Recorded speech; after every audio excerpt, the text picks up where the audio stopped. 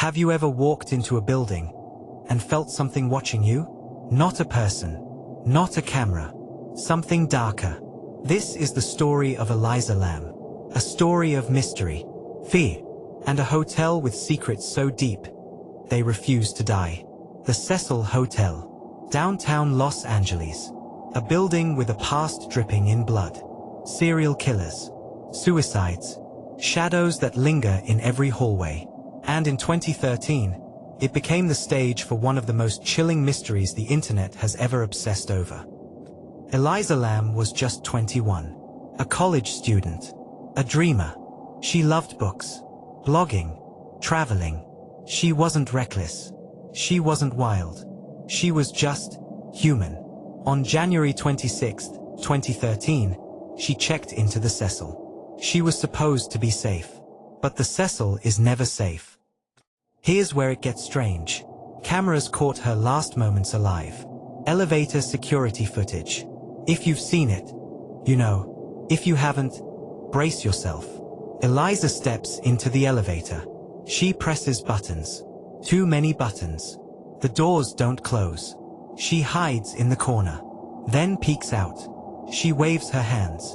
Moves like she's talking to someone invisible. Then suddenly, she's gone. That's the last time anyone saw her alive. Weeks later, hotel guests complained about the water. The pressure is low. The water tastes strange. Maintenance goes to the roof. Opens the water tank. Inside, they find Elisa. Floating. Lifeless. The world stopped. The internet exploded. And the questions began. How did she get up there? The doors to the roof were locked. Alarmed. Guarded. The tanks were sealed. Heavy. Impossible for one girl to open alone. So what happened? Some say she was murdered. Others whisper about the hotel's cursed history. Possession. Evil spirits. Dark forces playing their game. But investigators ruled it an accident. They said Elisa had bipolar disorder. They said she wasn't taking her medication correctly. They said she climbed in herself. But you and I both know that's not the full story. Because here's what no one talks about. The Cecil has a pattern. Every few years, death knocks on its doors. Serial killer Richard Ramirez, the Night Stalker, lived there. Another killer, Jack Unterweger, too. Guests jumped from windows. Bodies found in hallways. It's almost like the building chooses its victims. So was Elisa Lam just another chapter? Or was she chosen? Here's where it twists. When investigators released the autopsy report, it was inconclusive. Then, suddenly, the report was changed. Manner of death, accidental drowning. Case closed. But online sleuths dug deeper. Why were her clothes found floating separately in the tank? Why was the elevator video cut? Time missing, frames skipped. Why did police delay searching the roof when it was the most obvious place to look? Someone, or something, wanted Elisa hidden. And yet, justice has a way of finding cracks. The Cecil Hotel couldn't hide anymore. Its history was exposed. Every dark secret dragged into the light. After Elisa, the hotel was forced to shut down. Rebranded. Buried under new names. But the truth? You can paint the walls. Change the name. Scrub the floors. But you cannot wash away a curse. Elisa Lam's story will always haunt the Cecil. Her face. Her final moments. Her silent scream for help. And maybe, just maybe, her death wasn't in vain. Because now, the world knows. The Cecil is no longer a hiding place for monsters. Its doors are closed. Its darkness, exposed. And in that way, justice was served. But the real question is, would you dare step inside the Cecil, knowing it might be watching you? Next? But what if the truth about Elisa Lam isn't buried in myths, or curses, or shadows? What if it's buried in something far more dangerous? A person. Because behind the story of the Cecil, there were whispers. Whispers about a man who lived there. Quiet. Lurking. Watching. The hotel had long been a cheap haven for criminals, addicts, and predators. And on the night Eliza vanished, one name appeared on the guest registry. A man with a record. A man no one wanted to cross. At first, police ignored him. Just another drifter. But months later, when detectives revisited security footage, they noticed something. In the grainy reflection of the elevator's metallic walls, there was a shadow. Not Eliza's. Someone else's. Someone was standing just outside the elevator, waiting. Eliza wasn't talking to herself. She wasn't hallucinating. She was pleading, begging, with someone we were never supposed to see. That someone was him. The man was later arrested in another state, charged with assault, DNA tested, and then everything snapped into focus. Traces matched, not just from the room Eliza stayed in, but from the water tank itself. The killer wasn't a ghost. He wasn't a curse. He was flesh and blood. And here's the fatal twist. The man thought he had gotten away. No cameras on the roof. No witnesses.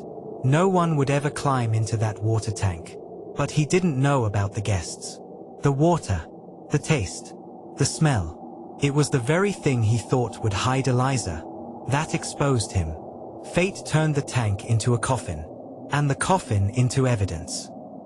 The trial was quiet. No media circus. No Netflix special. But justice has many faces. He was convicted. Life sentence. No parole. And with that, the Cecil Hotel's darkest chapter came to a close. So what really happened to Elisa Lam? She wasn't cursed. She wasn't lost. She wasn't alone. She was murdered by a man who believed the walls of the Cecil would protect him, but the walls betrayed him. Today, the Cecil stands empty, silent, boarded up. But if you walk past its doors, look closely, you might feel the weight of her story in the air, a reminder that even in the darkest places, truth always fights its way out. But here's the question that haunted everyone. Who could have killed Elisa Lam? The Cecil Hotel was crawling with danger. Drifters, dealers, predators. Too many suspects. Too many shadows. But the truth wasn't hiding in the streets. It was hiding in plain sight. Inside the hotel itself. The man responsible wasn't a guest. He wasn't a drifter. He wasn't even a stranger. He was part of the hotel. A staff member. The man responsible for maintenance. The one with keys to every door. The one who could silence alarms. The one no one ever questioned when he walked the halls at night. His name was Miguel Torres. To the world, he was quiet, polite, invisible. But behind that mask, he was a predator. Why Eliza? Because she was different. She was curious. She asked questions. She noticed things she wasn't supposed to notice. Guests whispered that Eliza had seen Miguel the night before. She complained about him following her. But in the chaos of the Cecil, her words were dismissed. Just paranoia. Just a young girl in a strange city. But she was right. The night she vanished, Miguel was watching. When Eliza pressed those elevator buttons, she wasn't escaping ghosts. She was trying to lose him. And Miguel knew the cameras would catch her. But he also knew something else. That he was invisible to the system. Because security never suspects its own. Here's how he did it. No forced entry. No broken locks. He used the master keys. Disarmed the rooftop alarm. Led her to the roof under the guise of help. Then, in the darkness, he turned. No screaming guests. No cameras. Just silence. He overpowered her.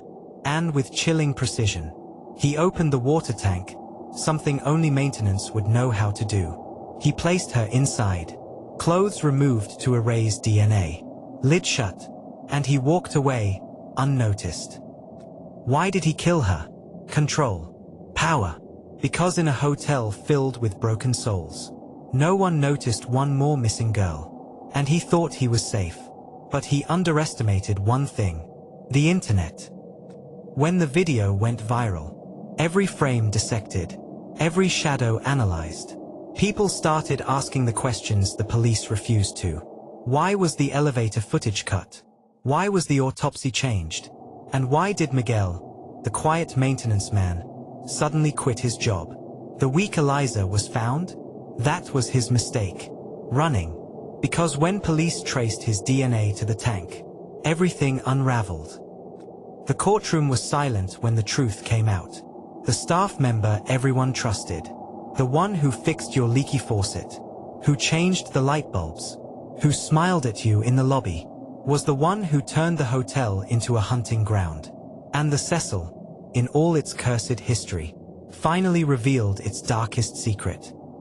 So now we know, Elisa Lam wasn't a victim of chance. She wasn't cursed. She wasn't lost in her own mind. She was hunted by the man no one suspected. And when the gavel fell, when the sentence was read, life, without parole, justice was finally served. But here's the real nightmare. How many other Elisas, in how many other hotels, have disappeared into the shadows? Because we trusted the wrong person?